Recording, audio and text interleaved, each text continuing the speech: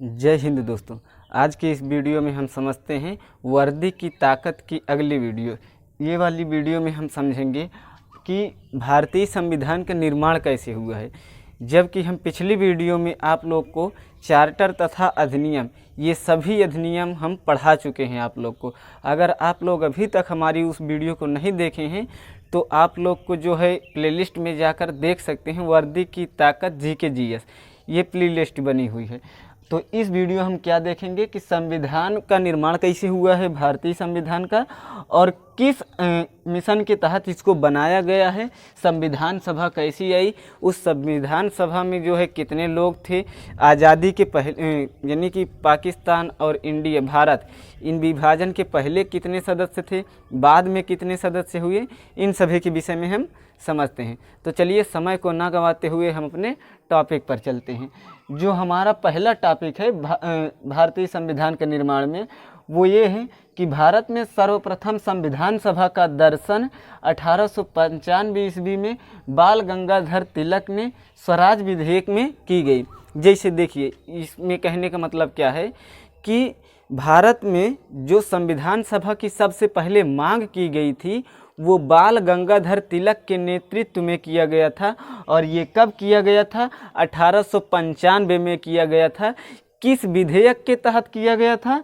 तो स्वराज विधेयक के तहत। इतना एग्जाम में क्वेश्चन पूछेगा कि जो है भारत में सर्वप्रथम संविधान सभा की मांग किस विधेयक के तहत किया गया, तो किस विधेयक के तहत? स्वराज विधेयक के तहत। कब किया गया था? 1895 में किया गया था। किसके नेतृत्व में किया गया था? तो बाल गंगाधर तिलक के नेतृत्व में किया गया था। ये हमारा था पहला। उसके बाद दूसरा क्या है? गांधी जी ने यंग इंडिया पुस्तक में कहा कि भारतीय संविधान भारतीयों की इच्छा अनुसार होना चाहिए। कौन कहा? गांधी जी ने। एग्जाम में क्वेश्चन बनेगा कि गांधी जी ने किस पुस्तक में कहा कि भारतीय संविधान भारतीयों की इच्छा अनुसार होना चाहिए या होगा? तो किस पुस्तक में? यंग इंडिया पुस्तक में। कौन से? यहाँ पर आप लोग देख सकते हैं कि यंग इंडिया पुस्तक में कहा कि भारतीय संविधान भारतीयों की इच्छा अनुसार होगा। ये था। उसके बाद हमारा 1946 में एक मिशन आता है जिसको कहते हैं कैबिनेट मिशन। इसके पहले भी जो है मांगा गया था, लेकिन उन सब में नहीं मिला क्या संविधान सभा, लेकिन इसमें मिल गया था। 1946 में कैबिनेट मिशन आता है। इसमें जो है देखो 22 जनवरी 1946 को सर राज क्लीमेंटन, कौन? सर क्लीमेंटन इटली द्वारा कैबिनेट मिशन को भारत भेजा गया। ये जो सर क्लीमेंट इटली हैं ये कहाँ के हैं? तो ये ब्रिटेन के थे। ब्रिटेन के ये प्रधानमंत्री थे। किस पार्टी से थे? तो लेबर पार्टी थी। जैसे हमारे यहाँ पार्टी है ना, कांग्रेस है, बीजेपी है, उसी प्रकार से वहाँ पर भी थी। तो वहाँ पर एक पार्टी थी जिसका नाम था लेबर पार्टी। उसी पार्टी से जो है सर क्लीमेंट इटली ने क्या किए गए थे? प्रधानमंत्री के रूप में चुने गए थे। फिर इन्होंने 22 जनवरी 1946 को एक मिशन भेजा जिस मिशन का नाम है कैबिनेट मिशन। देखो 22 जनवरी 1946 को सर क्लीमेंट इटली द्वारा कैबिनेट मिशन को भारत भेजा गया, यानी भारत में भेजा गया। फिर क्या हुआ? ये भारत में आया कब? कैबिनेट मिशन 24 मार्च 1946 को भारत आया, यानी कि 22 जनवरी 1946 को सर क्लीमेंट इटली ने भारत में भेजा था, लेकिन भारत में ये पहुंचा कब? 24 मार्च 1946 को। एग्जाम में क्वेश्चन बनेगा कि सर क्लीमेंट इटली ने जो है कैबिनेट मिशन को कब भेजा? तो 22 जनवरी 1946 को भेजा। लेकिन भारत कब पहुंचा? एग्जाम में क्वेश्चन बनेगा कि कैबिनेट मिशन भारत कब पहुंचा? तो 22 मार्च 1946 को कब पहुंचा? भारत पहुंचा। जिसके अध्यक्ष कौन थे? पैथिक लॉरेंस थे। ये कौन थे अध्यक्ष? अध्यक्ष में आप लोग को इन्हीं को याद रखना जो है कि कैबिनेट मिशन के अध्यक्ष कौन थे? पैथिक लॉरेंस थे। कौन? पैथिक लॉरेंस थे। आगे कह रहा है व्यापार बोर्ड के अध्यक्ष कौन थे? स्टैफोर्ड क्रिप्स थे। ये एग्जाम में ज़्यादा नहीं पूछे जाते हैं स्टैफोर्ड क्रिप्स, और ना ही आपका एपी अलेक्जेंडर भी पूछे जाते हैं, लेकिन ये एपी अलेक्जेंडर वाला इसके अपेक्षाकृत स्टैफोर्ड क्रिप्स के अपेक्षाकृत महत्वपूर्ण पड़ जाता है। तो ये दोनों याद रख लो। कौन? एपी अलेक्जेंडर और जो है पैथिक लॉरेंस। कैबिनेट मिशन की जो है अध्यक्ष कौन थे? पैथिक लॉरेंस थे, लेकिन इसमें नौसेना के अध्यक्ष या मंत्री कौन थे? तो एपी अलेक्जेंडर थे। समझ में आया? ये 2 बात याद रख लो। अगला है हमारा भारतीय संविधान सभा।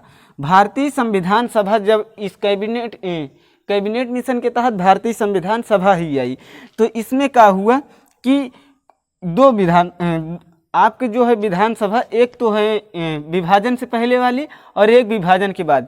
जैसे भारत और पाकिस्तान का विभाजन हुआ था 14 अगस्त 1947 को, तो 14 अगस्त 1947 के पहले भी भारतीय संविधान सभा बना था, लेकिन भारत पाकिस्तान जब अलग हुआ तो उसमें के कुछ सदस्य पाकिस्तान में चले गए और कुछ सदस्य भारत में रह गए।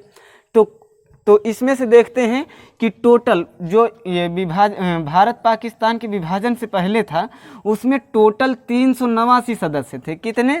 389 सदस्य थे, जिसमें से ब्रिटिश प्रांत, कहने का मतलब कि ब्रिटिश वालों में से 292 सदस्य थे ब्रिटिश प्रांत में से, और देसी रियासत में से 93 सदस्य थे, और निर्वाचित कमिश्नरी, यानी ये कमिश्नरी अब की हिसाब से हम जैसे कह सकते हैं राज्य है, उसी हिसाब से पहले जो है कमिश्नरी था। जैसे कह सकते हैं यूनियन टेरिटरी, तो उसी प्रकार से ये कमिश्नरी होती थी। उसमें 4 सदस्य थे। तो 292 कहाँ के थे? ब्रिटिश प्रांत से, और देसी रियासत से 93, और कमिश्नरी से कई ठू? 4 ठू। तो टोटल जोड़ेंगे 389 हो जाएगा। ये विभाजन से पहले था, लेकिन विभाजन के बाद कुछ सदस्य जो है पाकिस्तान में चले गए और कुछ सदस्य जो है कहाँ चले गए? भारत में रह गए। तो विभाजन के बाद भारत में जितने सदस्य बचे थे वो टोटल 299 सदस्य बचे हैं, जिसमें से निर्वाचित सदस्य 229 थे, और बाद में मनोनीत जो है 70 ठो। मनोनीत कहने का मतलब मनोनीत वालों का चुनाव नहीं होता है, उनको जो है ऐसे ले लिया जाता है। जैसे अभी देखो हमारे यहाँ पहले था, अब तो नहीं है, कि इंग्लो इंडियन, लोकसभा में इंग्लो इंडियन को मनोनीत किया जाएगा, उसमें से चुन लिया जाएगा कौन। तो उसमें समझ में आए कि विभाजन के बाद 299 सदस्य बचे थे, जिसमें से 229 का चुनाव हुआ था और 70 मनोनीत करके आए थे। इतना हो गया। इसी सदस्य में से हमारे डॉक्टर भीमराव अंबेडकर जी भी थे। उन्होंने क्या, लेकिन जब ये भारत और पाकिस्तान की ये विभाजन हो रहा था, तब जहाँ से चुनाव लड़े थे डॉक्टर भीमराव अंबेडकर जी, वो चले गए थे पूर्वी पाकिस्तान में। पूर्वी पाकिस्तान वर्तमान समय में बंगाल है, तो उसमें चले गए थे, उनकी सीट उसमें चली गई। लेकिन उसमें जो है डॉक्टर भीमराव अंबेडकर जी जाना नहीं चाहते हैं और उसमें गए भी नहीं, तो वहाँ की सीट को उन्होंने छोड़ दिया, यानी पूर्वी बंगाल की सीट को उन्होंने छोड़ दिया। उसके बाद पुणे में आए। पुणे में इन्होंने आया तो एक थे M.R. जयशंकर साहब, उन्होंने जीता था पुणे की सीट को, लेकिन उनको त्यागपत्र दिला दिया गया। क्या? उन्होंने त्यागपत्र दिला दिया गया, उन्होंने त्यागपत्र दे दिया, और उनके स्थान पर फिर से जो है दोबारा चुनाव या उपचुनाव हुआ था, जिसमें से लड़े थे हमारे डॉक्टर भीमराव अंबेडकर जी। इन्होंने लड़ा तो इन्होंने फिर जीता। फिर इन्होंने क्या हुए कि संविधान सभा के वो बने, सदस्य बने।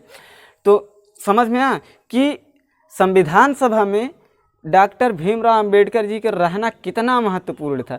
इतना महत्वपूर्ण था कि जो है क्या, M.R. जयशंकर साहब की वहाँ पर सीट को क्या किया गया कि छोड़वा दिया गया, त्यागपत्र दिलवा दिया गया, ताकि इसमें डॉक्टर भीमराव अंबेडकर जी आए, उन्होंने अपना योगदान दे, क्योंकि इनके बराबर पूरे संविधान सभा में कोई पढ़ा लिखा ही आदमी नहीं था, इसलिए जो है इनको चुना गया। तो आई होप कि आपको यह वीडियो पसंद आया होगा। यदि वीडियो पसंद आया तो वीडियो को लाइक और चैनल को सब्सक्राइब करके बेल आइकन को प्रेस जरूर कर लीजिएगा। मिलते हैं नेक्स्ट वीडियो में, तब तक के लिए जय हिंद दोस्तों।